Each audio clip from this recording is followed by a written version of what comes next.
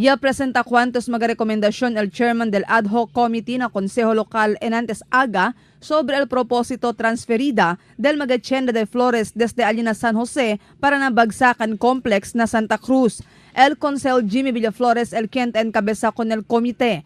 Según con Villaflores, uno de sus recomendación amo para pidi na City Treasurer's Office para no anay cobra renta con el mga negosyante de Flores, quien ay ocupa espasyo na bagsakan dentro el mes de Abril, Mayo, Junio y Julio.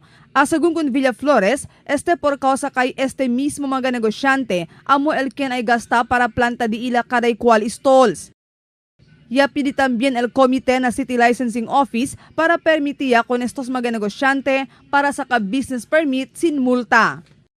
Sita acorda ya dale al gobierno local con el mga negosyante de Flores hasta na Marzo 31 este año para transferir para nabagsakan, pero apenas según puede finaliza el City Legal Office con el affidavit of undertakings, puede hinay-hinay transferir estos mga negosyante de Flores para nabagsakan. Mientras tanto, 22 mga negosyante de Flores el ay sale afectado aquí. Según con el City Administrator Apple Go, el manda kanila sale Alina San Jose por causa kay viola estos con el sidewalk ordinance. Currently, we are doing the layout, and as agreed, they were given an SP resolution to transfer after March 31.